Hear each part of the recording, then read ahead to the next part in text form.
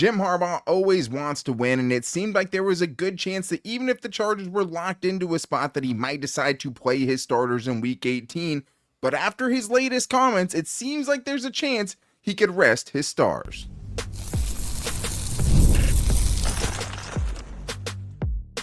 You are Locked On Chargers, your daily podcast on the Los Angeles Chargers. Part of the Locked On Podcast Network, your team every day. What is up, man? Welcome into the Locked On Chargers podcast. I'm your host, Daniel Wade, joined as always by my co-host, David Drogemeyer, and we've been covering the Chargers now for 9 seasons together, but this is our 7th year as the host of the Locked On Chargers podcast, bringing you your team every day. Thank you to the everydayers out there for making us your first listen. And to make sure that you never miss the show, go subscribe or follow for free on the Locked On Chargers YouTube channel and listen wherever you get your podcast from. David, what do we got today? Well, Daniel, the way the NFL schedule shook out, the Chargers will know before they suit up on Sunday whether the game is going to matter as far as seeding is concerned or not. Will that matter to Jim Harbaugh? That's something we got to talk about. And Joe Hortiz has done a truly phenomenal job at putting this roster together with very minimal resources. He deserves some recognition for Executive of the Year, and this offense is cooking. Can they keep it going? Yeah, because, I mean, if they can, I think the thing we'd be most afraid of in a playoff game is that offense disappearing again. They can keep clicking. They could be a dangerous out once the playoffs roll around, but it's a foregone conclusion now that the Chargers will be in the dance. The part that we don't know is where they're going to be headed once they get there. And also just want to shout out the everydayers for giving us our biggest show on YouTube of all time yesterday. 15K is pretty humbling to see you guys show up like you did. I mean, especially when we had a bonus show that went crazy, and then to do that yesterday. Shout out to you guys. The everydayers we have are the best in the world. But I was afraid that Jim Harbaugh was going to play his starters in Week 18 no matter what, right? He says, hey, 11 sounds better than 10. He's doing the rounds and doing podcasts and stuff saying, Derwin James said it. He's our captain. He said 11 sounds better than 10. That's what's going on. He's a stubborn, old-fashioned football coach who thinks things differently, right? But after his comments today, I'm starting to feel a little bit hopeful that things might not be set in stone in Week 18. And it is Tuesday, so we are getting into our Chargers' biggest overreactions and storylines that are going on right now. And this, I think, is the biggest one, which is just like, buy or sell, Jim Harbaugh will play his starters, even if the Chargers are locked into the 6th seed. David, are you buying or selling that after what we know now? Yeah.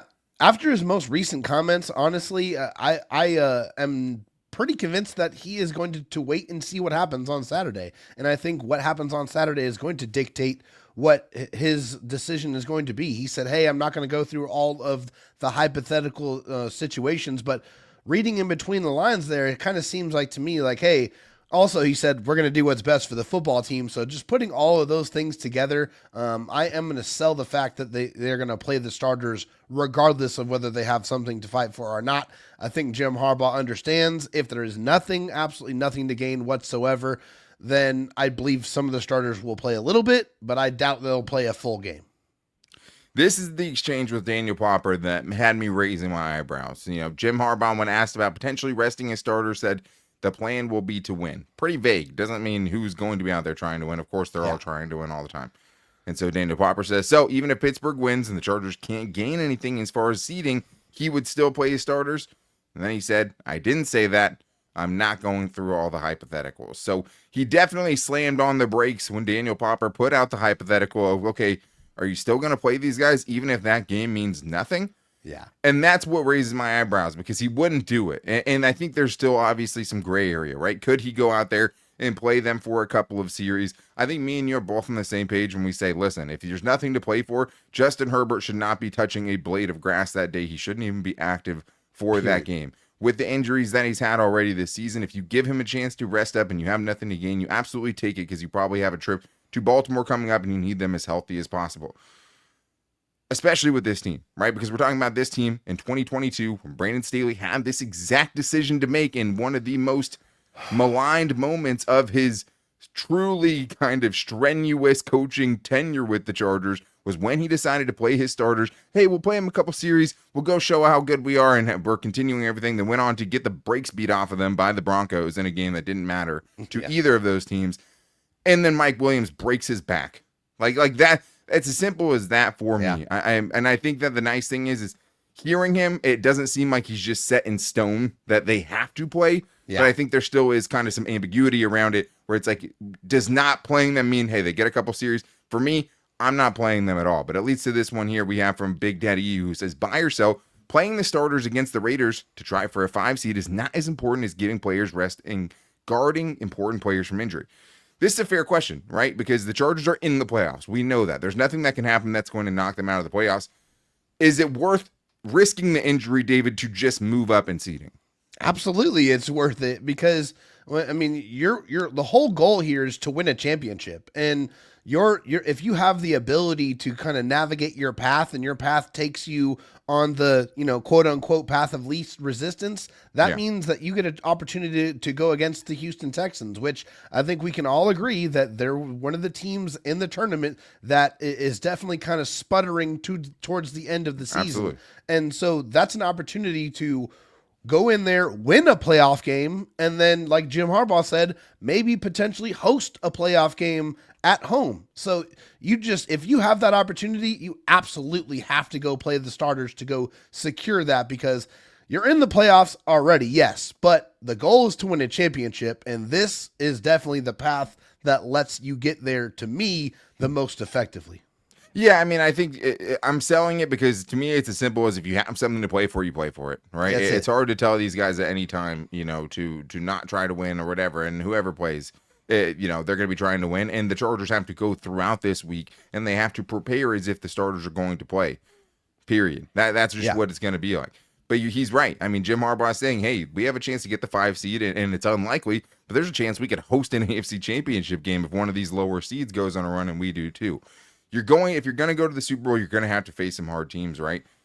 But you can't win the Super Bowl unless you win the first game. The easiest way to win your first game, to me, is if you get the Texans. And that's why I would say, hey, play for it. Try to get that 5 seed. But let's get to this as well, because another thing that came out during Jim Harbaugh's press conference was honestly the first thing we've heard at all about Alohi Gilman since he went on injured reserve. And he hinted at the fact that this week, Alohi Gilman and his 21-day activation window might be opened. And this is great news because we hadn't heard anything. We know it's radio silence once these guys go on IR. Look at Asante Samuel Jr. We hear nothing about it. This is great news. Obviously, the secondary is depleted, and also gives us a chance to kind of clear up some things yesterday. Yesterday, we talked about the fact that the Chargers can only bring back 8 players from IR during the regular season, and it bumps up to 10, so 2 additional after week 18 once the playoffs start. Simi Fehoko had made it seem like the Chargers had already activated everyone, and we went with that yesterday to kind of play out the scenarios. Daniel Popper put out there today that it's only been 7 guys that he knows. We thought the math didn't really add up either. He says it's Gus Edwards, J.K. Dobbins, DJ Chark, Junior Colson, Nick Neiman, Dean Leonard, Hayden Hurst. That's only 7. So technically, by his math, they could still bring someone back and then still 2 more additional people from the playoffs. But the fact that the Chargers, especially with the Elijah Molden news, David, that came out over the weekend, could potentially get a starting safety back going into the playoffs, especially if they're planning on opening his window now, it at least makes you feel good. Hey, he could return potentially for the playoffs. That has to be great news, and it's the first time we're hearing about it. It's spectacular news. I mean, this is a unit that has cycled through a lot of bodies where they've had to continuously go out there and try to grab people that fit the system, that can make plays, that can, at least keep things afloat while they have been able to deal with these injuries. And hats off to the gentlemen in that room and to, Coach O'Leary and Coach Clinkscale. That these guys have been fantastic, being able to get these guys up to speed and out there and playing fast and not being a liability. Too many times in the past, we've seen players at various different positions get thrust into the lineup and you see a drastic and immediate drop off. We have not really seen that this year, and I think that's a credit to the players in that room and the coaches that have been able to get these guys up to speed. But getting a guy that knows the system back, this late in the season, I think it's got to be a gift from the football gods. Yeah, that he's well-versed in the playbook. He's been there all year. That is going to give you a leg up, even if it's been kind of an up-and-down season for him. Getting him back, getting key depth in the secondary back, It's huge, especially because it's hard to get reinforcements, especially guys who have played as well as we just saw him playing last season. So if he can tap back into that, the Chargers will be okay on the back end, even with some veterans back there that you're not as sure about. But I think it also is, is a credit as far as where this team is right now and the fact that they could rest their stars in A-team because of the work that their general manager did. And the Chargers aren't here right now without Joe Hortiz nailing free agency for the most part and having one of the best Charger drafts that we've seen. And I think he should be in consideration for Executive of the Year. So we're going to be talking about that and much more on today's Locked On Chargers podcast. First, I need to talk to you guys about Rocket Money. Did Rocket Money help you find any subscriptions you forgot about or that you were paying for twice? That definitely happened to me. I had a few subscriptions that I didn't even realize I was still paying for, which is so annoying, and Rocket Money made it so easy to track them all down. It's like having a personal assistant for your finances. Rocket Money is a personal finance app that helps you find and cancel your unwanted subscriptions, monitors your spending, and helps you lower your bills so you can grow your savings. It brings everything together in one place, whether it's subscriptions, your spending habits, or even the goals you want to hit this year. Rocket Money has over 5 million users and has saved a total of $500 million in canceled subscriptions, saving members up to $740 a year when using all of the app's premium features. I know I used it and found several things that I didn't realize I was paying for.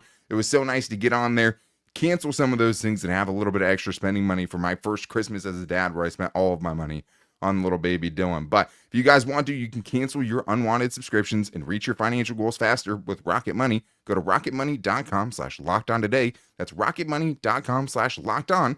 rocketmoney.com/lockedon. Dave, we have more buy or sells to get into, and one of the things we thought about yesterday when we were heaping the praise onto Jim Harbaugh and the way that he's been able to lead this team and turn them around and have them where they're at right now is just the fact that one of the things that goes a little bit unnoticed, and I know the Bolt fam knows, and it was great to see this man get a chant on the runway when the Chargers fans welcome back their team after clinching the playoffs in New England. That's Joe Hortiz. And I mean, we've talked about him many times this season, but I just don't think it should be overlooked that this team and where it's at right now is hugely overachieving from where they started when Jim Harbaugh and Joe Hortiz took this team over. So the buy or sell today is simple, David. Joe Hortiz should be getting some Executive of the Year consideration. There's absolutely no question about it. I mean, inheriting a roster that just went 5-12, that had to fire their head coach and, obviously general manager, which allowed Joe Hortiz to get this opportunity, and really took over a little bit of a dumpster fire. $60 million over the cap, had to make some very serious and very difficult decisions on some very expensive, very important members of the football team, Khalil Mack, Joey Bosa, Mike Williams, and Keenan Allen. And then what he was able to do in free agency, signed several guys to these kind of 1-year prove-it deals, or, some, really low kind of money deals that have really paid some tremendous dividends, like Christian Fulton, like Will Dissly, like Poona Ford, Denzel Perriman, Dier Tart, just to name a few. Yeah. And then after that, you get some really key impact guys in free agency, and then you go and you nail the draft and you get 4 guys that came in right away and became immediate impact starters for you day one. Your right tackle, Joe Alt, obviously your wide receiver and one of the best rookies in Chargers history, Ladd McConkey, and then your pair of corners later on in the draft, Cam Hart and obviously Tarheeb Steele. Both these guys have been tremendous value at the bottom of the draft and the top of the draft. Man, 10 wins, automatic, and clinched a playoff spot in his first year as a general manager. This is something that took Tom Telesco about 10 years to achieve. So Joe Hortiz deserves all of the credit and all of the flowers for the job that he has done and his relentless attitude of continuously churning this roster to make sure that the Chargers had everything and anything they needed to go win a football game. Hats off to you, Joe. Yeah, and I mean, just thinking about the players after the season started, who he's added, right? Elijah Molden, Taylor Heineke, after the season started, right? Then you get a Marcus May. You get an Eli Apple who comes in and plays well for you. You bring in an Eddie Jackson when you need it. You put in a claim for a Deontay Johnson. You take a chance on a Jalen Reagor. You take a chance on a Laviska Shenault. He has done everything you've always wanted your Chargers GM to do, which is do whatever you possibly can. Now, are there flaws in the roster? Did all the free agent acquisitions work out? Absolutely not. And yes, there are flaws. At the same time, though, when you look at this team and where it's at right now, they were old. They had terrible contracts. They're paying J.C. Jackson $20 million freaking dollars this year. He doesn't play for the Chargers anymore, and thank God. Yeah. You had $60 million just this season in dead salary cap hits. Not only did he put together a playoff, potentially 11-win roster, he did it without mortgaging the future. There's no albatross contracts that he's given out. There's nothing that's going to hinder them. The only multi-year contracts that he's really given out, you feel decently about. Like, Will Dissly loved that. That's a deal. 3 years of what they got him. Gus Edwards, 2 years. Bud Dupree, 2 years. Okay, you can squabble on, reserve players here or there. But you have to love what he's been able to do. And I think that, getting the best rookie in the draft, getting a top 3 wide receiver as the 9th receiver taken in the draft, he's been so good, and he doesn't get the credit they deserve. And Jim Harbaugh's turned it around a lot of places without Joe Hortiz. Don't get me wrong at all, right? At the same time, though, he made this pick for a reason, and Jim Harbaugh has always been really good at evaluating people that can evaluate talent, evaluating coaches that know how to coach, and this is just the latest in that long list of people that have found themselves near success next to Jim Harbaugh. But it does bring us to this next one here from Arc of Darkness, who says, buy or sell. Now we have basically seen a full season. If Marvin Harrison Jr. was still on the board at 5, the Chargers still take Joe Alt. David, buy or sell? Yeah, this is an easy buy for me, obviously. This was a much clearer and opposite decision before the draft. I was all Marvin Harrison Jr. Who wanted completely. We all did. We all wanted Marvin Harrison for good reason. I mean, his college tape was some of the best that I'd ever seen, and I'd watched 6-7 years of draft film on guys. So, it seemed like he was a automatic.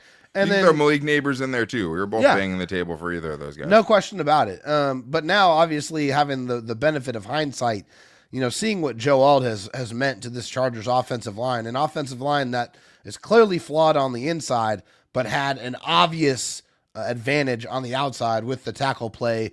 And, he was a big part of that. 561 pass blocking snaps, only 6 sacks, and 20 pressures allowed the entire season.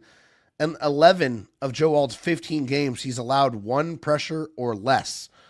He's been spectacular. And also, not to mention, he's been an above average run blocker as well. So to be able to come in right away, switch positions to a position you had never played before at all at any kind of level of competition, and be able to come in and be one of the top 10 right tackles in the National Football League immediately, I think that's just an absolute, completely amazing pick.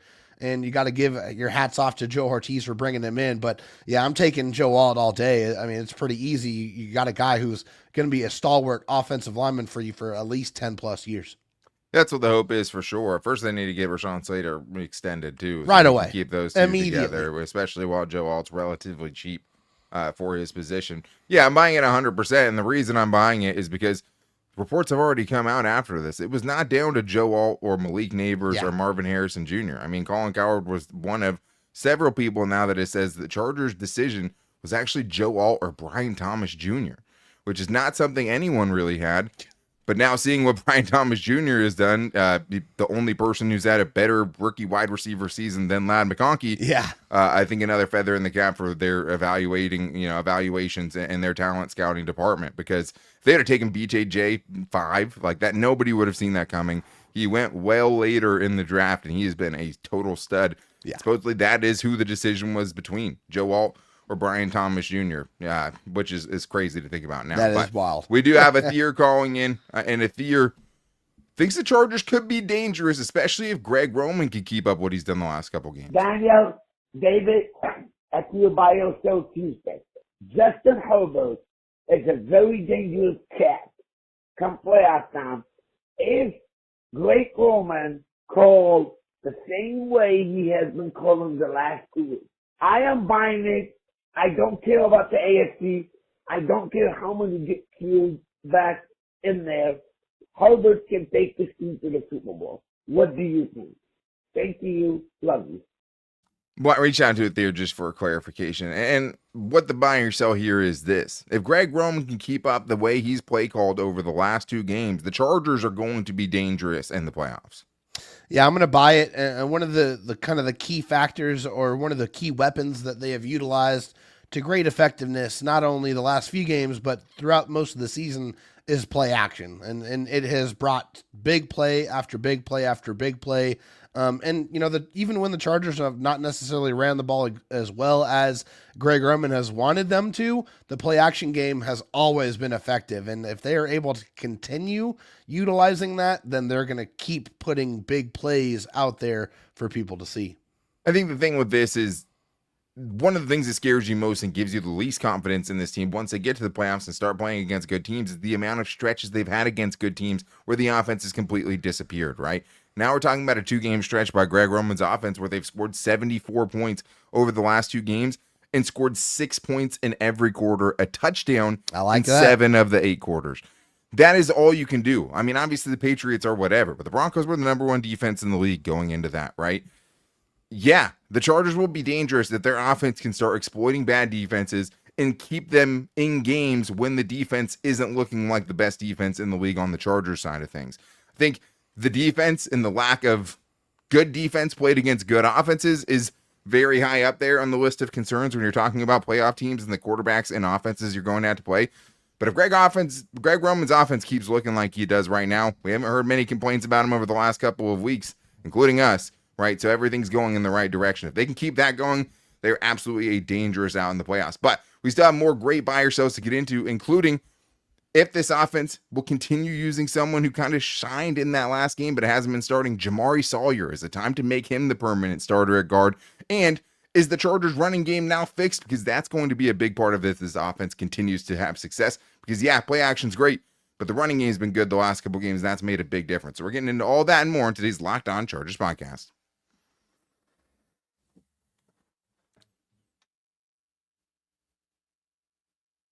Thank you guys, as always, again, for making us your first listen. We appreciate the everydayers out there. And, of course, thank you. And we have so much appreciation for you guys giving us our best show that we've ever had on YouTube yesterday with 15,000 views yesterday just on YouTube alone, not even including the podcast. We love the everydayers out there. And thank you for making us your first listen. If you need a second listen, make sure to check out the new slate at Locked On NFL, where they have 2 shows a day covering everything going on around the league with Tyler the Madman Rowland and my boy Tony Wiggins as they bring on the people who cover their teams every single day on YouTube and wherever you get your podcast from.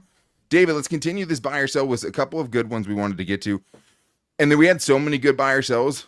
We're thinking even tomorrow's Chargers mailbag, we're probably going to throw some of these buy or sells in there again. So tomorrow, maybe a mixed show of mailbag questions, buy or sell questions, because we had a lot of good ones. But this one comes from Chris Hayes, who says, buy or sell, Jamaree Salyer should be starting at guard over Trey Pipkins. This is not the first time this has gotten brought up this season, but the discourse has been getting louder and louder, and with the injury to Trey Pipkins and how Jamaree Salyer performed last week, it's become very real, and I think a legitimate conversation to have, David. So are you buying this or selling it?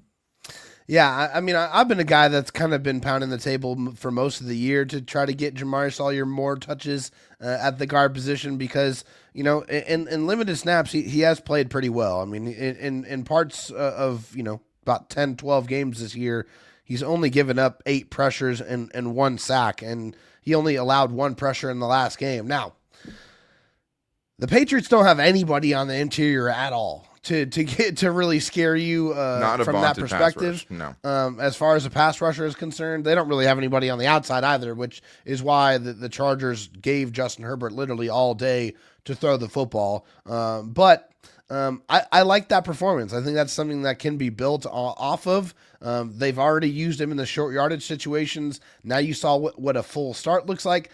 Level of competition definitely is something that you have to think about and consider when trying to make a complete and total switch here. But, if Trey Pipkins is, not feeling good, if he's not going to be back in the lineup, then I wouldn't hate seeing another game from Jamaree.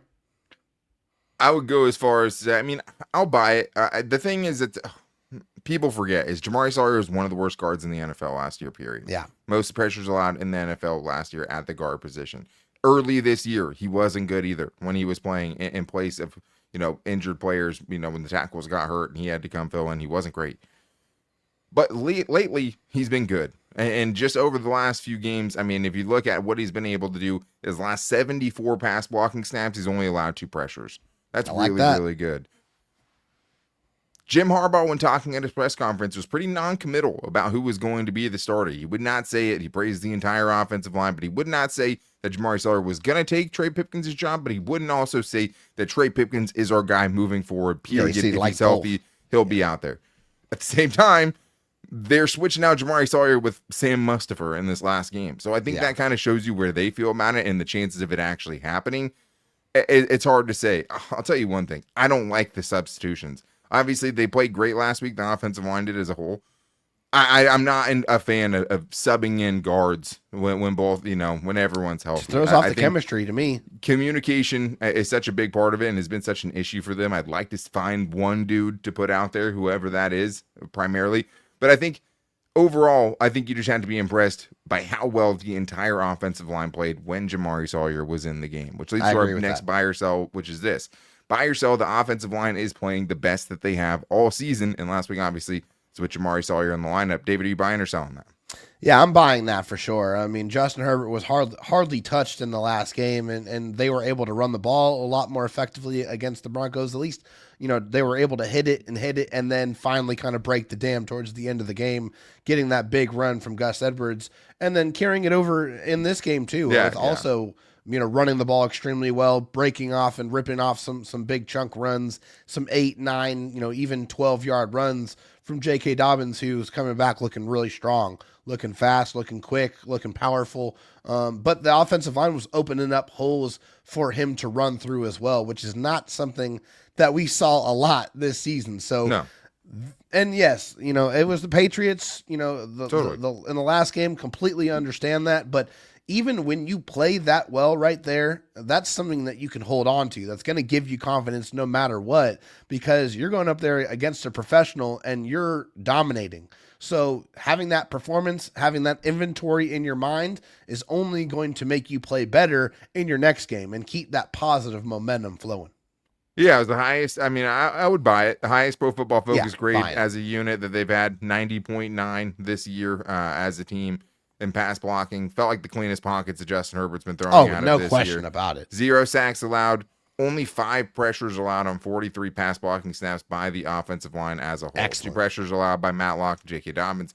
Not a vaunted group of pass pressures like we talked about. I think the big thing for me is just still not getting the consistent push in the run game. I would say one of the more impressive things about the Chargers running game was just the fact that there was no big giant chunk run to kind of inflate the numbers a little bit. Right. Because even the Gus Edwards game you brought up, it wasn't a great rushing game, but you get a 43-yard run from Gus Edwards, all the numbers start looking a lot better. All the averages balloon up a little bit. No question. They didn't have a 25-plus yard run in this last game, but they still put up over 100. Everyone averaged around 4.0 yards per carry or better. I think a huge part of that is because J.K. Dobbins was back, and the running game looked completely different with him in it. But the buy or sell is this. J.K. Dobbins has fixed the Chargers running game. Yeah, I love J.K. Dobbins. I love what he brings to the table, but I'm going to sell it. Yeah, it's definitely not a J.K. Dobbins problem because, I just talked about in the last buy or sell, the Chargers' offensive line hasn't really opened up a ton of holes throughout this season, especially on first and second down. There's just way too many second and 9s, second and 10s, just 1 or no yard runs. And, of course, this is a multiple, type of situation where the running back has to try to make things happen, but it's hard to make things happen when you're getting hit in the backfield, which unfortunately happened way too often. Now, J.K. Dobbins has the ability to make things happen a little bit more than anyone else on the roster at the running back position, and he does bring the explosives, and, we've documented that. But this was not just a J.K. Dobbins problem. I mean, the blocking was not there. So J.K. Dobbins helps, makes this a lot more explosive, a lot more dangerous, but it is definitely not fixed.